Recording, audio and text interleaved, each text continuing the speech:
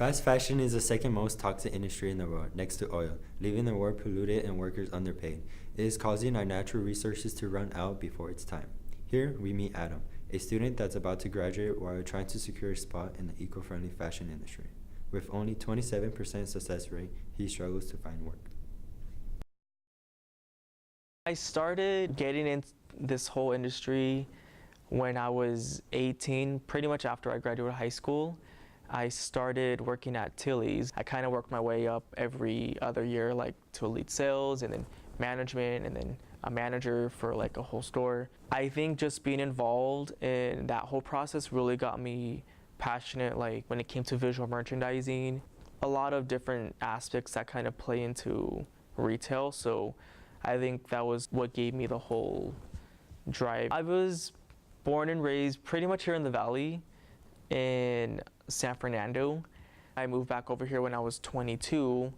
That's when, going throughout my whole retail, job process of moving up, they promoted me over here to Burbank. So I just was trying to utilize, the area more, like, okay, well, I'm here, so not only do I just want to do retail, what else can I do? So that's when I started getting myself back into school again. I was at school over there, but it was a little hard to be motivated over there because there wasn't so much opportunity. And then, yeah, the Arts Institute it has been like a great process. I mean, for me, like, I'm really trying to get into fashion show production, and fashion show production is pretty intense because it's really quick, reactive type of field, and sustainable is a little bit more passionate type of community, and people, I think, are a little bit more accepting of who you are and like what you're trying to do and come from, because we're all trying to make, a difference in the industry and like the planet, and trying to like be educational and bringing awareness to like what's going on.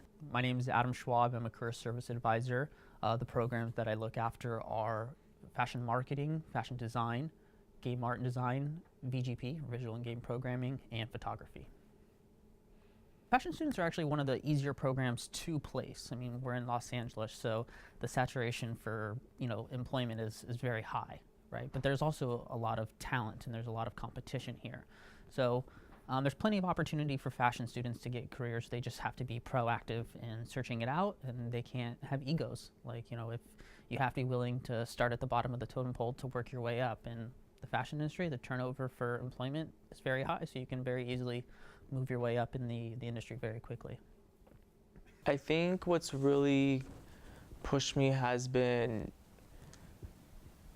trying to be a role model for my brothers, and also for my brother, my eldest. He passed away like 2001, so that was hard too as well, and he was always the one like trying to push us as well, and so losing that factor was just like crazy. So I kind of had to feel like I had to like be there for them, like show them like, hey, this happened, but like we need to like continue to take care of ourselves and keep doing that. I mean, my parents were kind of like out of it. I mean, they eventually got divorced, so like it was just, I just tried to like be something to them. He had spina bifida, which was like a really hard thing, I mean, for anyone, I'm sure. But he was always that type of person that he didn't let that disability like affect him.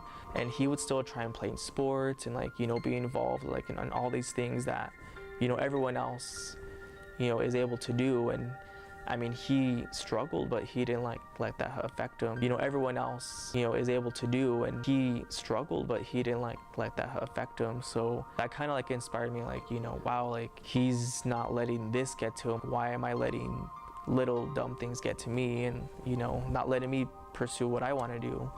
So, I mean, after his passing, like I tried keeping that motivation and like mindset of not letting small things get to me. Like, there are worse things in life that could be happening, and I'm just taking that as kind of like a fire starter to just keep me going. It's kind of motivated me to like show everyone else, hey, like things happen, but it's never too late. I don't think it's necessarily that difficult. if you go after the right opportunities, it's really not that hard. You have to, what people don't understand is that the degree isn't just going to get them the job that they want. So while you're in college, you need to make sure that you take the most opportunity to get internships, to work in showrooms, to intern as a design assistant or something like that. Because if you just go through the experience of going to college and get that paper at the end of it, that really lessens your chance of getting the job that you want at graduation or after graduation. So the fashion industry, there's tons of opportunity. You can't just sit back and wait for it to come to you. You have to be able to go after it. In your dream world, what does your dream job look like? Well, I would have to say having my own fashion production company.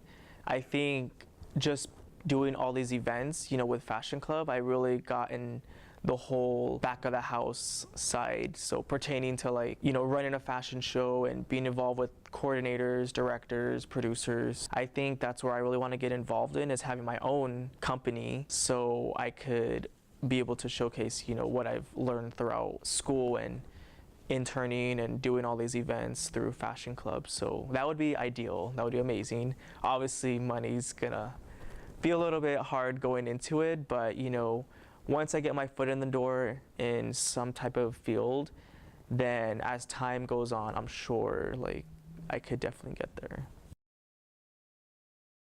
We're here with Adam Montelongo, president of the Fashion Club. Adam, tell us a little bit more about your collaboration with this event. Yeah, it was really awesome. They just wanted to do a collaboration because this class was a little bit smaller than last year. And then obviously a lot of us had experience before, so that really helps because it makes it a little bit, more smoother. What do you think is the importance of students participating in events like this that happen here at the Art Institute? Well, the most important thing I feel is just getting the experience and exposure, and being able to help, my members and students get internships and being able to get themselves ready for the field. Between 40 and 60% of people who remain in a coma for over 2 months end up never waking up. For those who do, they usually carry some form of mental or physical injuries for the rest of their lives. Let's meet one person who was able to make a full recovery after a 2-year coma.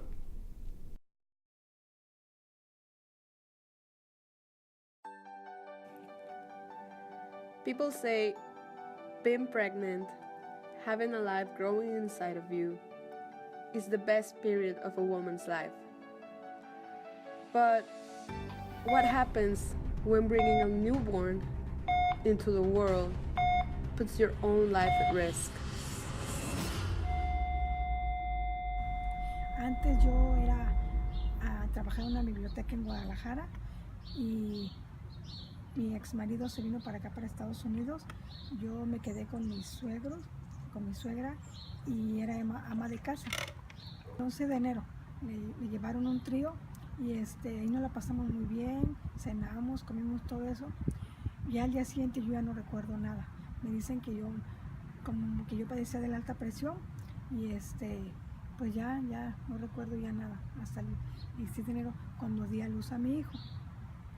I took the liberty to interview Marisol Medina, who is a registered nurse and Leticia's sister. But she developed preeclampsia, which is high blood pressure, protein in the urine, and it's a possibility you even go into seizures. And so she developed that. And a lot of women do develop some kind of high blood pressure, people that have diabetes or people that are prone to swelling. In her case, she started swelling, but her swelling was more in the face.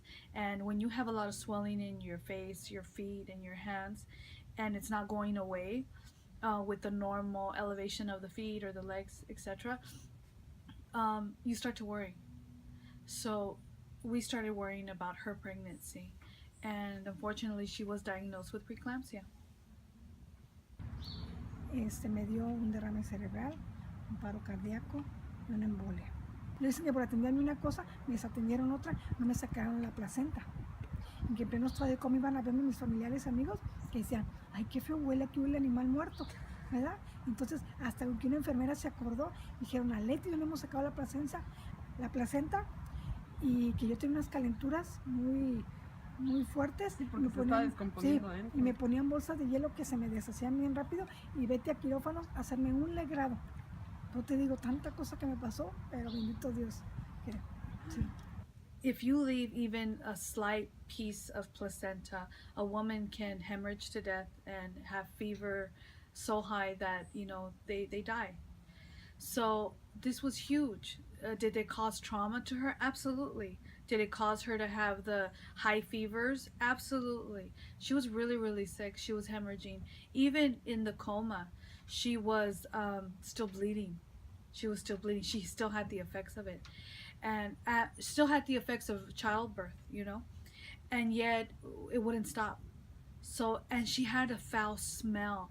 And the doctors and the nurses were saying, oh, it's because of her rotting condition, the organs, and this and that.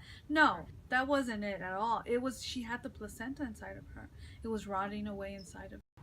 Cuando estabas en coma, ¿tus parientes llegaron a considerar desconectarte? Sí, Mis sí. parientes llegaron. Mis parientes decían que sí, que me desconectara, que porque yo ya no tenía lucha. El neurocirujano le decía a mi ex marido, desconecta a la mejor muchacho porque esa muchacha ya no tiene vida. Pero como él veía que yo le hacía señas, que le hacía muecas, que decía, mire, venga, venga, y ya que le dijo, dile al neurocirujano que muchas gracias porque te operó.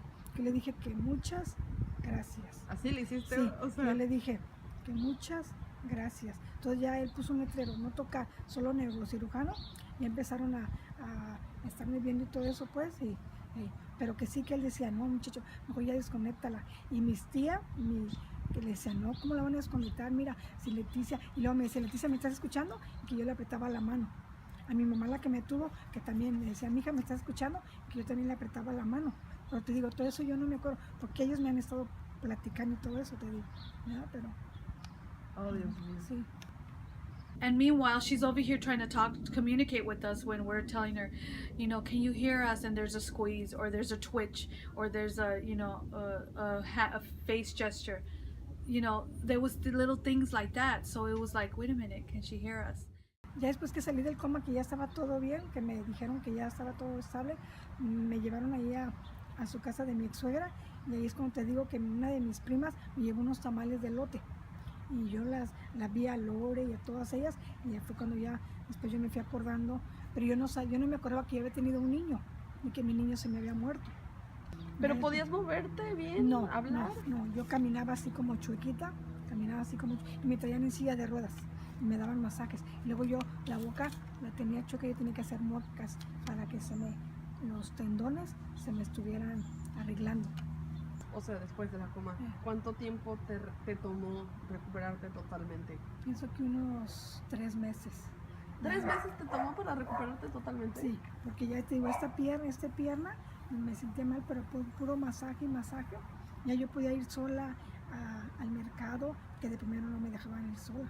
She lost 2 years of her life, and she was so ready to take this thing called life back.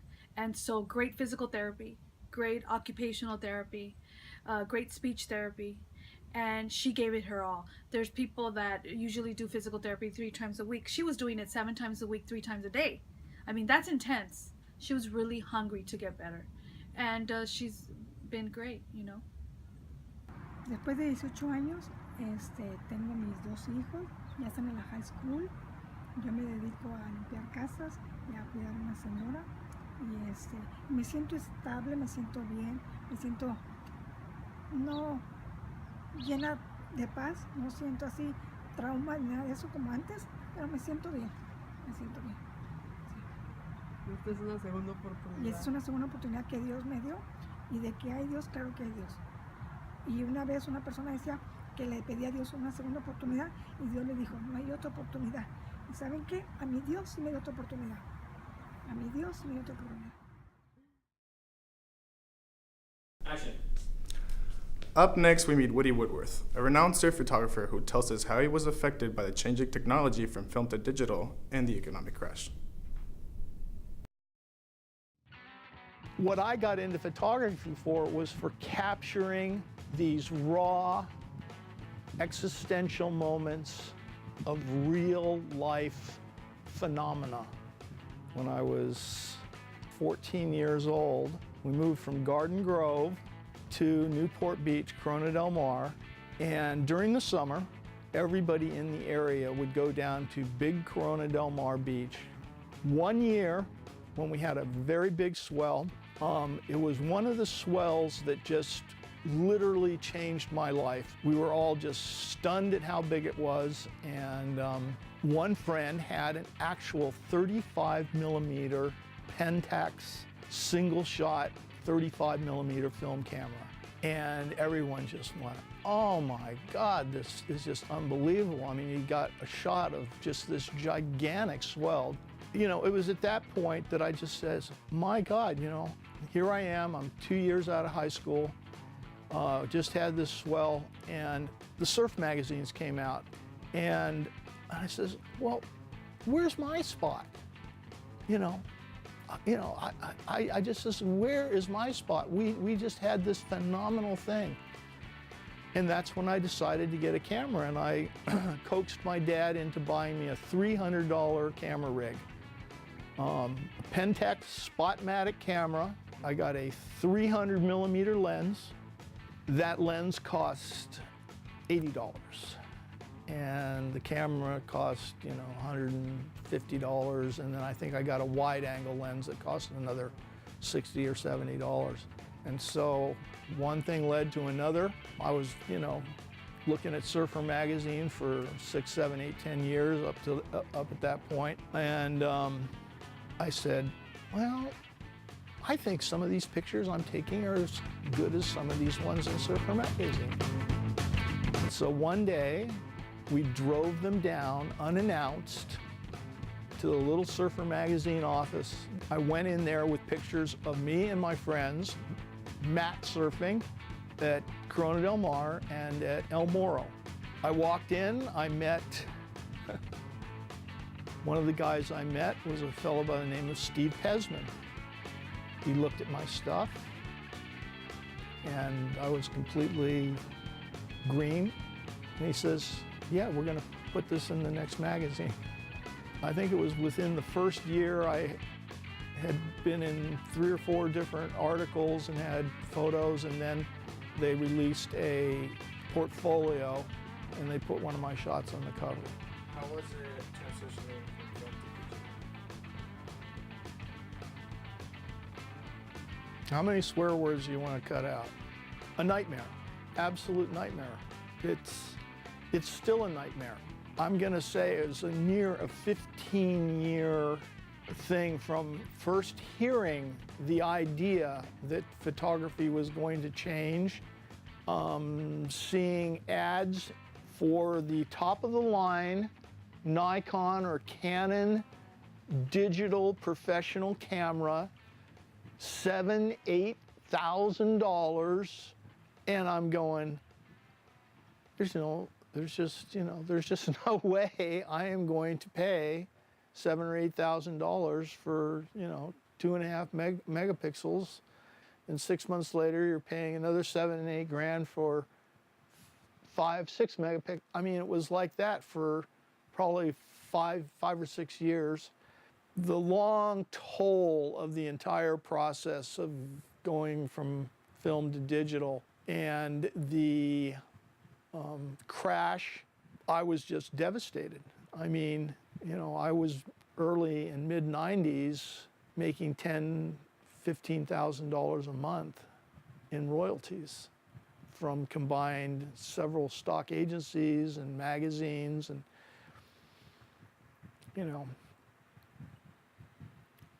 we all get caught up in this thing, chasing money. The only thing that I sell are extra items, optional items.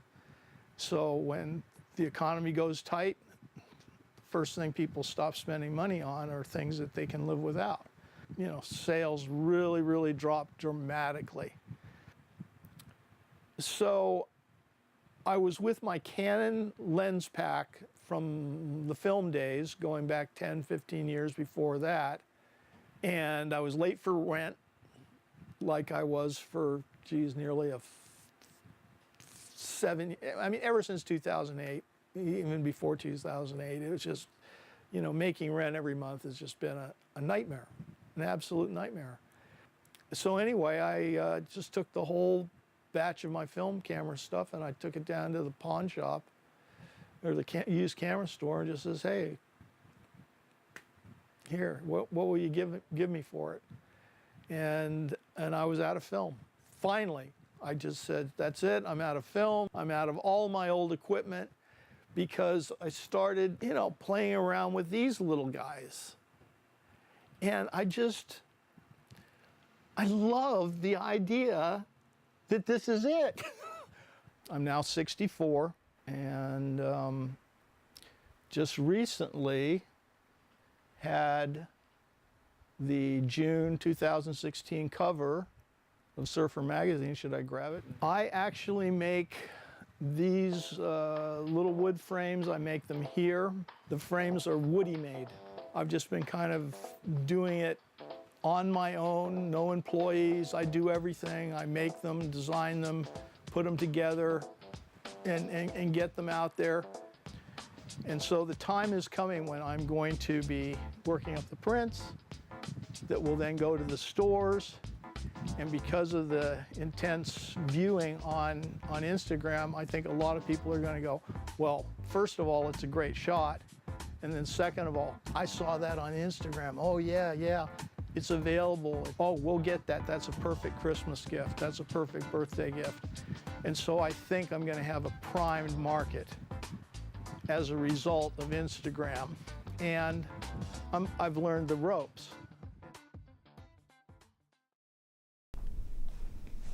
Out of 9 million U.S. citizens who vape, 2.9 million of them vape as an alternative to cigarettes, making it a $3.5 million industry. This has caused the tobacco industry's profits to decline immensely, and they're fighting back.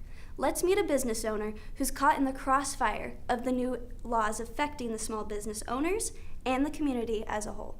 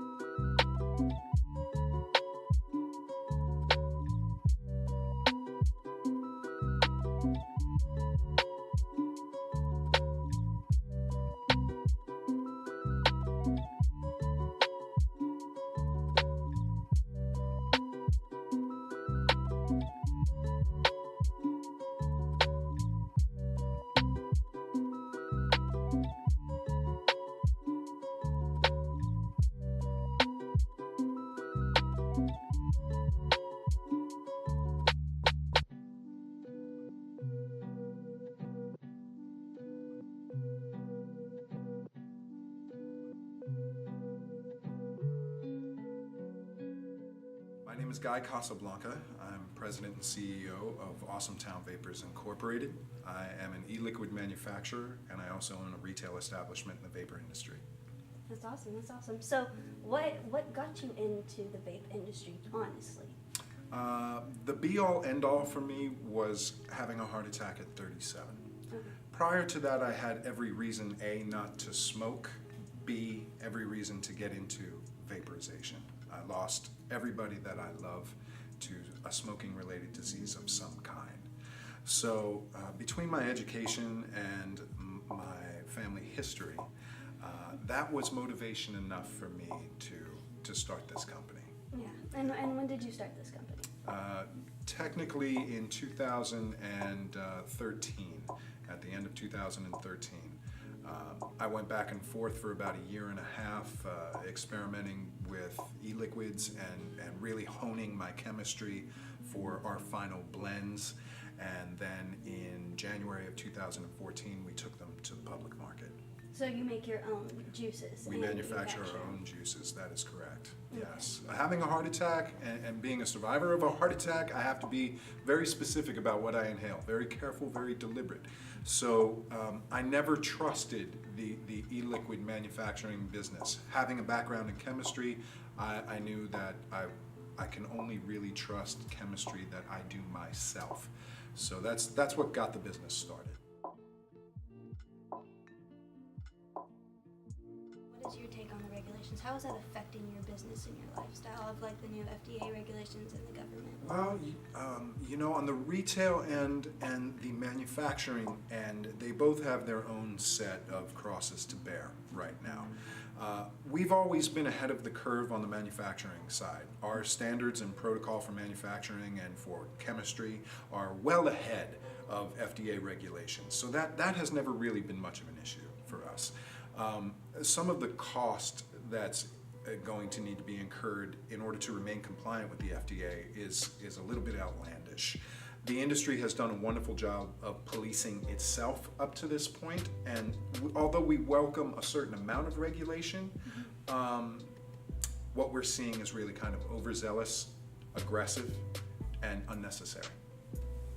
So basically what you're trying to say is that they just want to see the vaping industry like kind of just vanish and disappear? Is that what they're kind of going for right now with these new laws? Is that what you're pulling from it? They want their money, and I can understand that. I understand that, where we are not, up to this point, we have not been taxed like a tobacco product, right? So not only are we not paying tobacco taxes, but the tobacco industry themselves have taken a large punch in the eye from all of the people who left the smoking world and went to the vapor world. Yep, right? and they're mad. So now the government is taking it on both ends. We're not paying tobacco taxes, and Big Tobacco is not doing the kind of sales they used to do, so their tax revenues are down as well.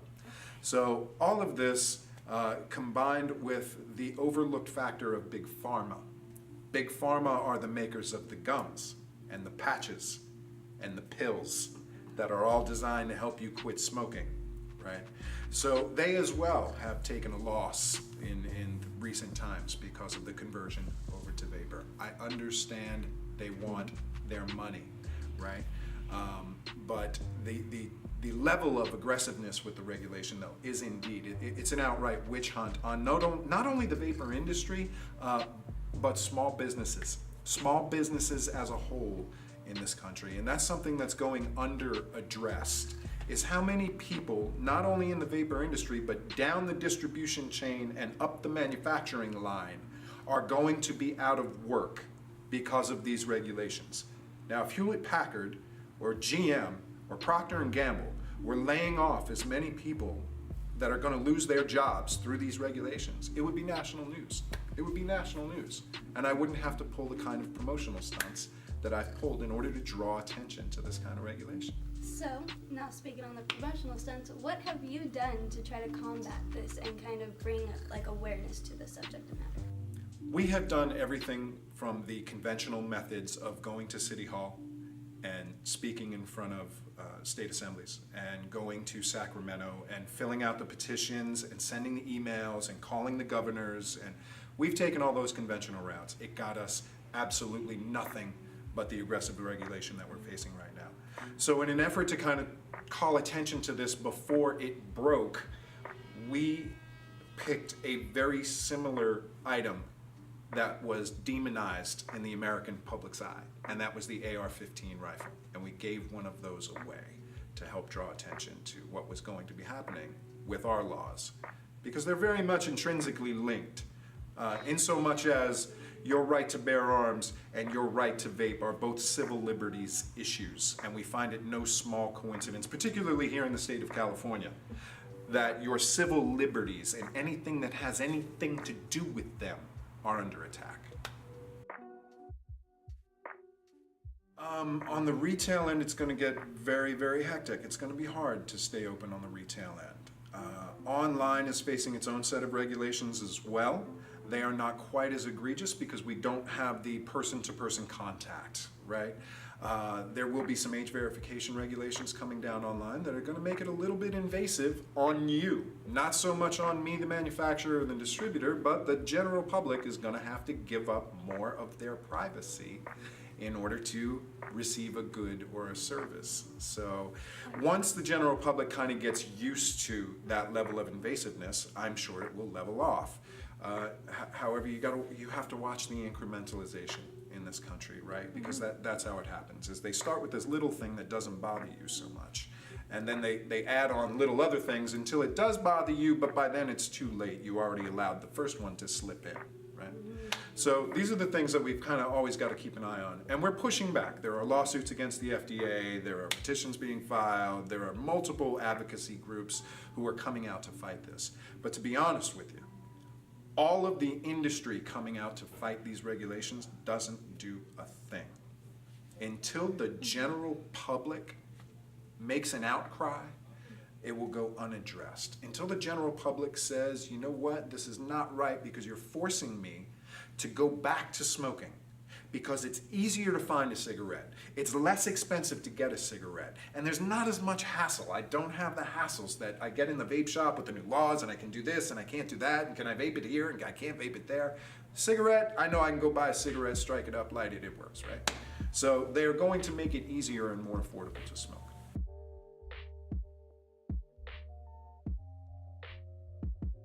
How will my kids look at their father one day? And I hope that they realize that anything that you hold dear to you, you have to make a decision at some point as to how much you're willing to fight for that before it's taken away from you, right? So I hope one day they can see what the contributions that I've made to this industry as being the contributions of an activist, the contributions of a fighter, the contributions of someone who was willing to take chances, who was willing to put himself in the line of fire in order to stand up for what he felt was important, right? Not only for myself, but for other people.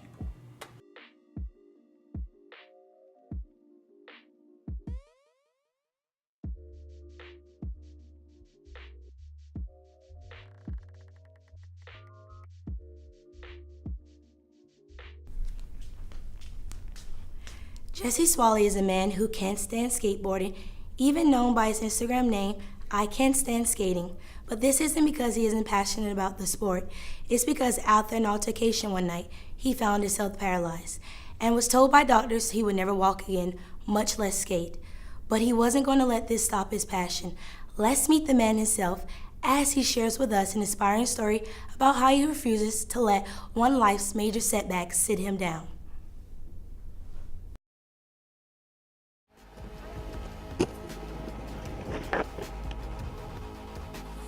This is Jesse Swally. As you can see, he can't stand on his skateboard. Overnight, he lost the use of his limb and became paralyzed. He explains to us what happened that very night. When I got stabbed, there was two guys on either side of one of my friends. One had a piece of pipe in his hand, and both guys attacked my friend at the same time. I ran in to pull one of them off. The guy pulled, had a knife in his hand. He reached around and stabbed me in the back and went down, and pretty much that was it. He started jumping on me, stabbed me again. I had to fight the guy off, but eventually I got him away from me. Once Jesse fought off the guy, he took off running, and the other guy left as well. Jesse and his friend were later taken to the hospital. After being examined and operated, the doctors came to the conclusion that he would never walk again. That was a bummer. I was really bummed out on that. I mean, first thing I said is, if I can't walk, how am I going to skate? As a child, Jesse was always very active. He was full of energy, loved to jog and skate. Well, at first, as a kid, everybody tried it out in the 70s. I thought it was cool. I got my own board, and I just was skating until the time I lost the use of my leg, which was at age 28. But I always loved skating. I took skateboards everywhere I went. I just thought skating was something I always wanted to do. The doctors explained to Jesse that he would no longer have the use of his left leg. Jesse didn't want to accept this fact. Shocked by the news, Jesse found a way to overcome the odds. To get back into walking, as well as I walk with my brace, it took me about 3 years. You know, I was in a wheelchair that went from arm crutches and a straight leg brace to the leg brace I use now without any crutches or anything. But it took about 3 years to get it down to where I could walk like I do. 17 years later, he's skating again.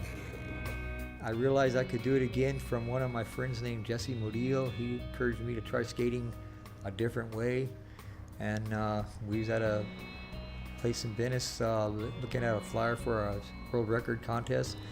Me and Jesse entered it, and the rules were you had to skate on your board. So messing around at my house, I knelt down on my board, pushed with my hands, and a light went off in my head. And Jesse said, go ahead and try to skate like that. So that's what I did. Kneeling down and resting on his two legs, Jesse is able to skateboard, pushing his way through the streets with what he called shove. Well, I can't stand skating, so I have to get on my knees and push with my hands. I literally get on my knees and just kind of push, something similar to the way a monkey runs. I got these things that fit on my hands. They're like gloves. They're part shoe and part glove. I call them shoves, and that's what I use to push with. I took the tips of my shoes. Nike shoes are the ones I like to use because they're good and they're comfortable and they last long. I cut the toes off. I take some gloves and I put the tips of the gloves in the shoes, and I glue them in there, and then I, just push with the, with the sole of the shoes. What's on my, they're like literally on the knuckles of my hands. Jesse has participated in many events since he has started skating, in and out of his community. I've been in the Adrenalina Skateboard Marathon down in San Diego. You try to skate 26.2 miles. I did 20.85 miles on that. I did it 3 times. I've been in a thing called Life Rolls On. It's a skate and wheelchair contest for people with disabilities. That's in Venice. I've done that a few years in a row. I did a world run for Red Bull. It's a run that gets money for spinal cord research. A skate contest called the Old Guy Jams that I do all the time. I try to help with any kind of charity things if I can. I've been in a few states and stuff, helping out people.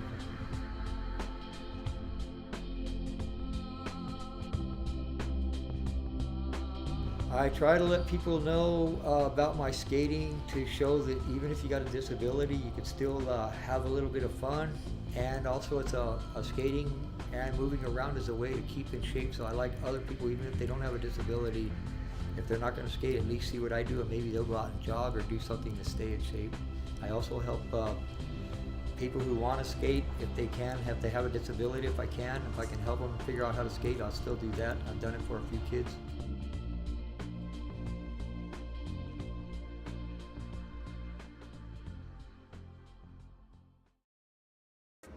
Paul Rodriguez, professional skateboarder for the last 14 years. Really what it takes to be a pro is like anything else, a lot of dedication, a lot of passion. That's going to help you practice so hard and take all the bumps and bruises and the pain that comes along with it and fight through that. The fact that Jesse is skating not only at his age, but with his situation is double amazing. Inspiration for me. That gives me no excuses when I'm feeling down on myself or I'm feeling upset about anything else or even skateboarding. But he's got a lot of passion. His love for skateboarding outweighs the things that are against him, the reasons why he shouldn't skateboard. So it's really cool. It's really inspirational, and I got a lot of respect for him.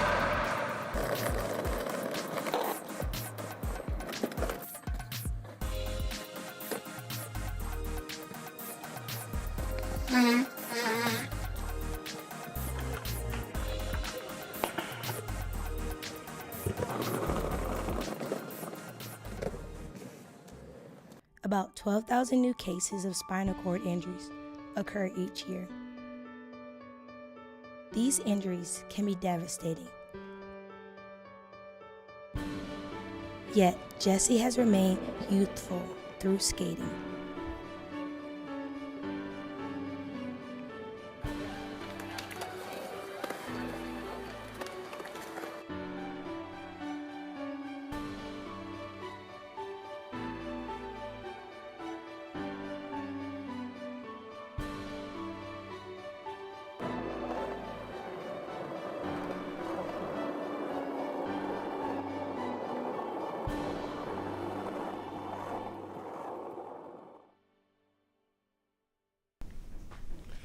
"72% of black youths are raised in single-parent homes.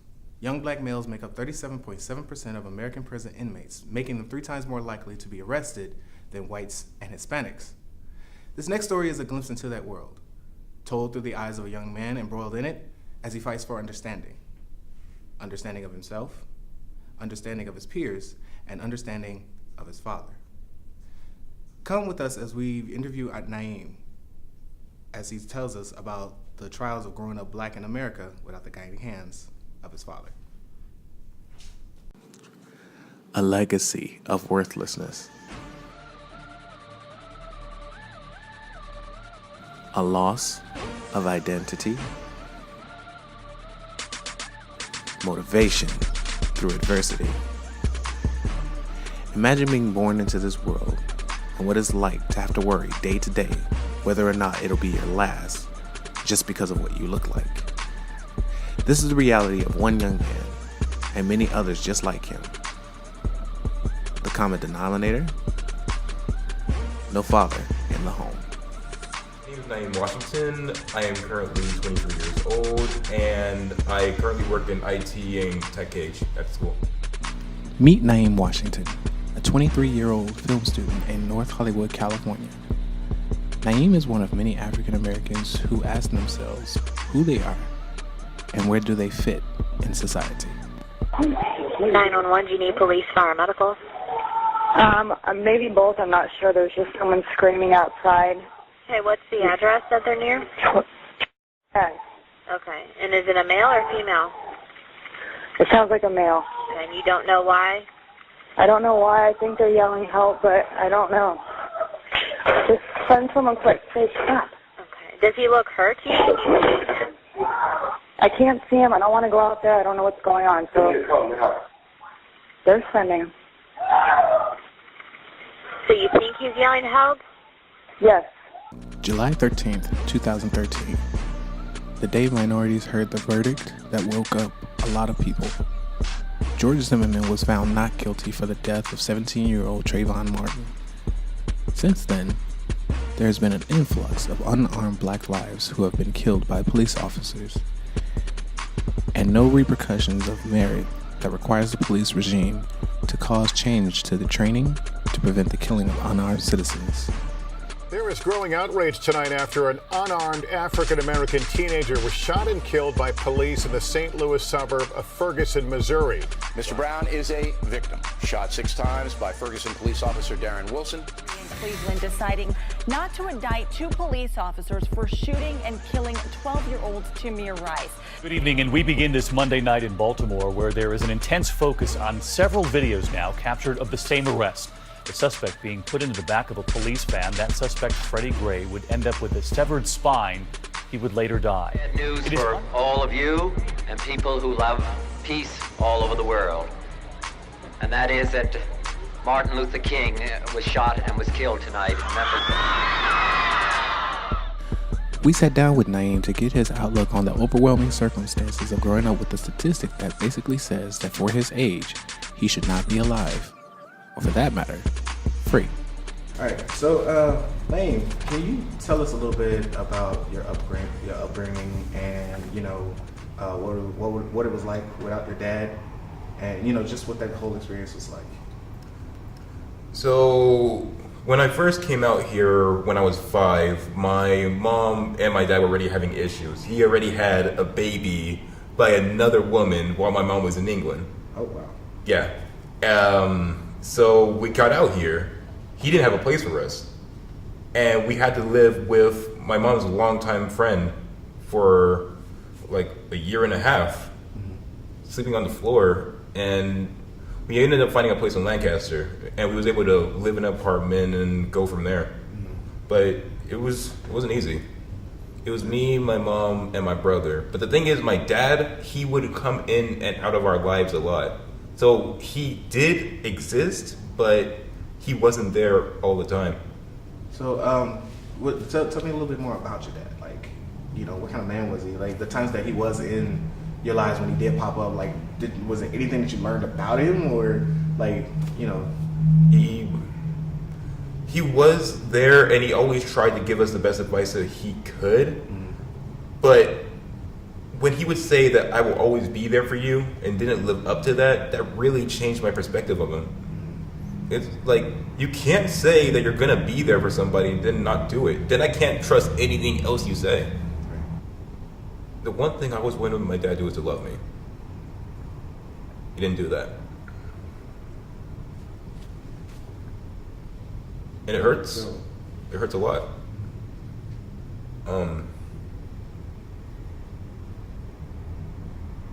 But you have, let's put it this way. People aren't going to love you in your life, and people aren't. You're going to have people that are going to help guide you to where you need to be. If it's not your father, you will find a way. But if we're honest with ourselves, we'll admit that too many fathers are also missing.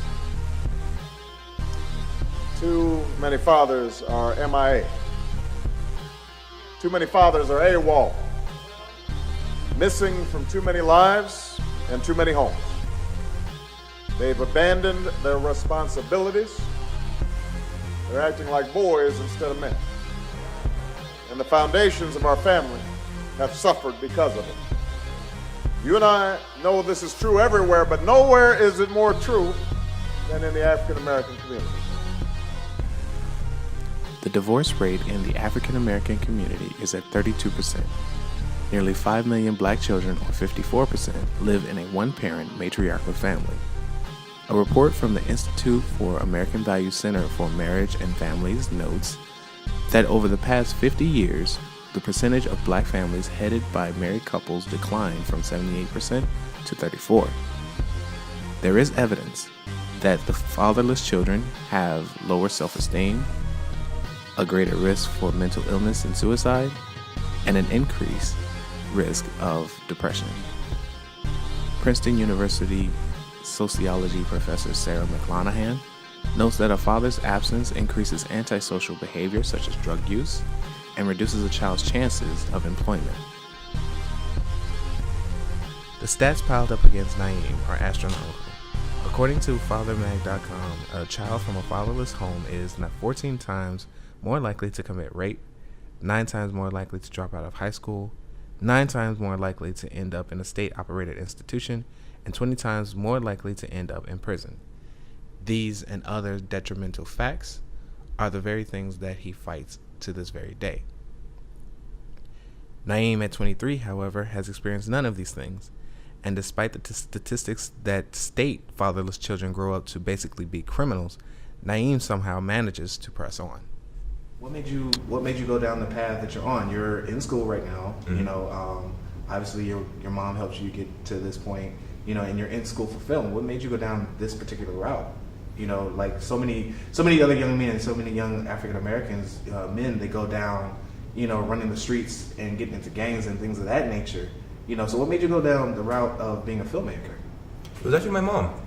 My mom would always want to have a camera in front of me or do something. Like, she just loved creating memories and capturing moments. But I was always something that I liked. And I always never wanted to be that person that was on the streets, they're not doing anything, just wasting his own life. Okay. If there was one thing, and you strike me as a kind of open person that would say this to your father, regardless. But if there was one thing, no holds barred, no consequences, just all out on the line, cards on the table. If there was one thing that you could say to your dad, if he were sitting where I'm sitting right now, what would that be? What did we do that was so bad to you? Why did you leave us? Why don't you love us?